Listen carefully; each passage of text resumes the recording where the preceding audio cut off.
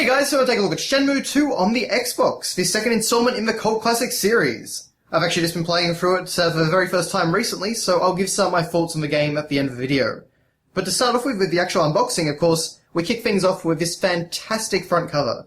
This is some really great artwork and a very, very eye-catching cover.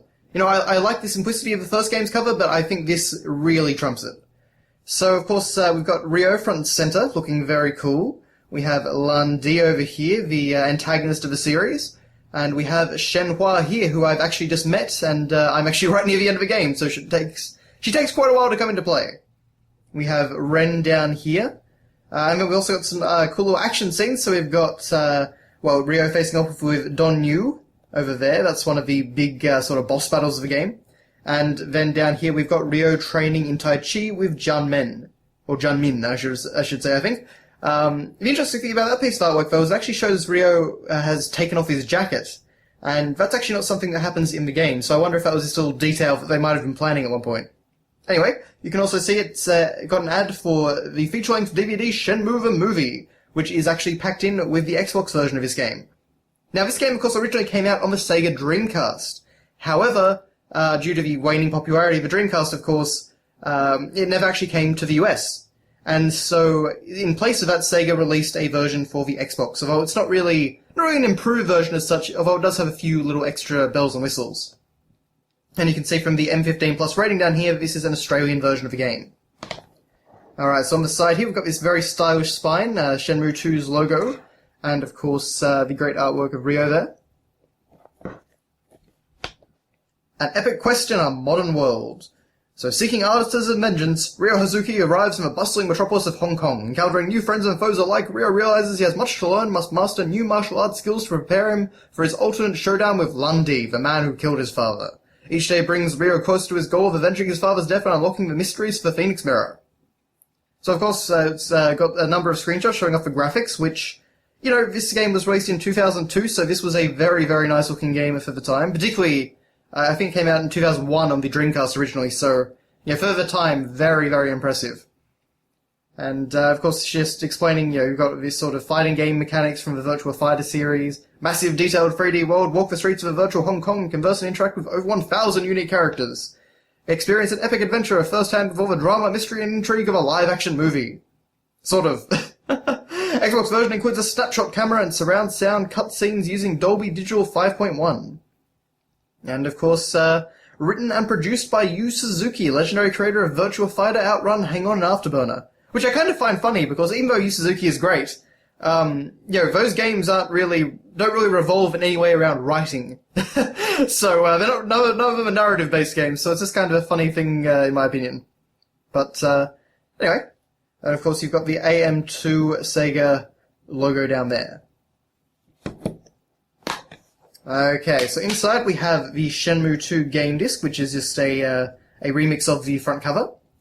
And then we also have the Shenmue the movie disc, and you can see they've actually used the front cover artwork from the Dreamcast version of Shenmue. And it's just a normal DVD, so you just watch it. It's basically just all the cutscenes cut together in a sort of vaguely coherent way to get across the story of the first game. So it's honestly a nice little extra for people that never got to play the first game. Because naturally, you might be a little bit lost otherwise, jumping in straight into Shenmue 2. But anyway, we have, of course, our manual here. Well, just before that, I guess, we do have this exciting customer service numbers and limited warranties page. Which, I don't imagine that all those numbers are still in use, but there you go. Okay, so then we have our manual. And even though it's actually not in full colour, unfortunately, you know, of course Shenmue 1's manual was in full colour, it's got kind of this green and white, rather than like black and white sort of style. But it is actually a pretty decent manual. Okay. So, Destiny. From a distant land in the east, from across the sea, he shall appear. And this is basically the prophecy that was also in Shenmue 1. And it also is in the very start of this game. If you wait on the main menu screen, you'll get to hear this prophecy. But it also covers the previous events in Shenmue 1, the Yokosuka chapter, which basically just gives you a basic rundown of all the events of the game. Okay. Then you've got starting Ryo's quest, so starting a new game and all the various features. Using the Shenmue collection, viewing the Shenmue 1 digest movie.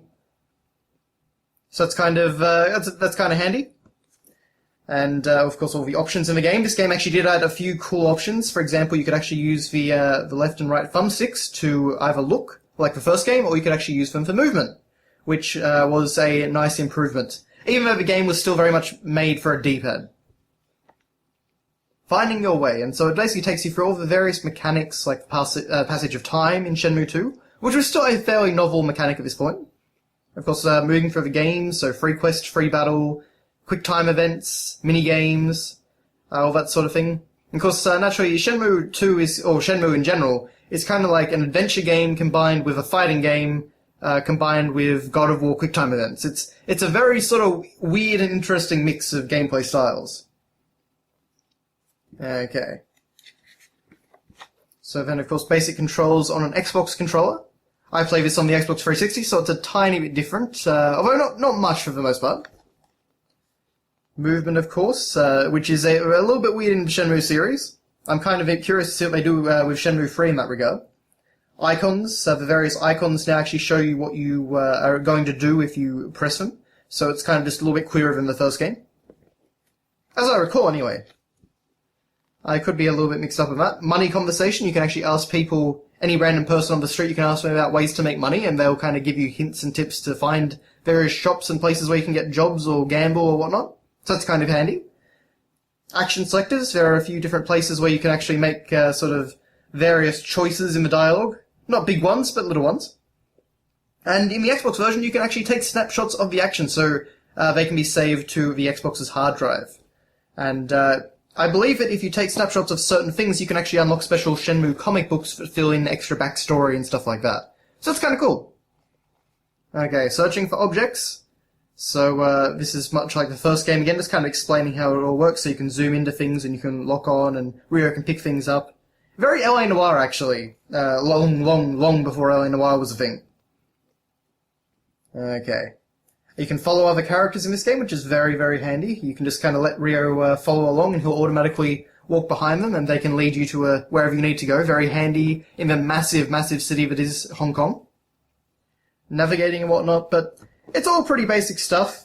We do, though, get to, if I can find it, some characters. Well, actually, first, I guess we do get some fighting moves, so you can use this as a good little reference guide for the variety of moves that Ryo starts with in the game. And he does actually start with his moves from the first game, so that's kind of cool. Of course, the Dreamcast version of Shenmue II actually had a save data import system, so you could import your data from Shenmue 1 and keep playing with the same like moves that you learned and capsule toys that you collected and stuff like that. So that's, which is kind of cool. Honestly, kind of cool. Mini-games like Afterburner, you can see there. It's a cool arcade machine. And things like arm wrestling. That takes you through all the ones that you can find in the game. Okay, then we get to characters of Shenmue 2. And we get some info on Ryo, of course. Raised by his strict but loving father, Ryo devoted himself to the practice of kung fu under his father's guidance. Although very reckless and hot-tempered, Ryo possesses a strong will. Determined to solve a mystery of his father's death, Ryo leaves for Hong Kong in search of a killer. What awaits him there? And of course, Shen Hualing, who has kind of been long teased in the first and second game, but as I say, it's very, very, very near the end of the game that you actually meet her. But you can actually kind of learn a few little details about the characters here. But anyway, I have some of the new characters, of course. Joy, who's a fairly enjoyable character, although very, very loud and sometimes has some very strange conversations with Ryo. Wong, Zhu Ying, and Fang Mei, who is actually one of the more interesting characters in the game. And you can see, you get a lot of backstory in there. Simply because she actually asks you questions which you have multiple responses to. So she's kind of where a lot of the multiple choice comes in. Which I do really like in a game like this where you talk to characters a lot. I like having a little bit of choice. And we have a quick reference guide for basic controls. And basically, just fighting controls as well. So nothing too complicated, but just a handy little quick start guide. But that is your look at Shenmue II on the Sega Dreamcast. When it comes to my personal opinion on the game, as I say, I haven't quite finished it, but I'm very, very close.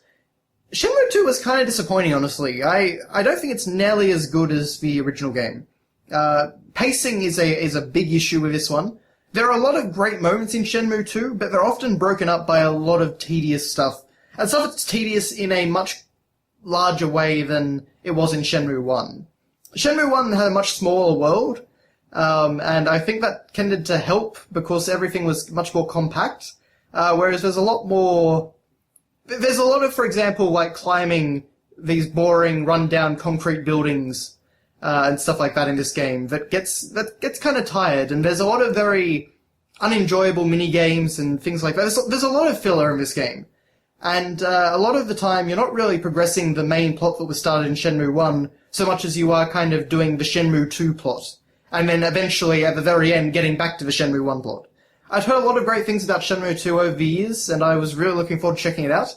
And while it's not bad, and it's certainly very ambitious and very impressive, I don't know, I haven't enjoyed it in the same way that I do Shenmue 1. So, whereas I would more than happily play Shenmue 1 again, and of course did just recently, Shenmue 2 I don't think I'll really ever revisit. I think Shenmue 2 once is enough. Again, I think it is mainly a pacing problem, but just the story really didn't take quite as many strides as I was hoping, and certainly I think some of the conversations, like Ryo comes off as less of a likable character, and I think in part that's due to the fact that he doesn't know a lot of these people, so he doesn't have the rapport that he might have had with random people in Shenmue 1 that he actually, grew up with and knew.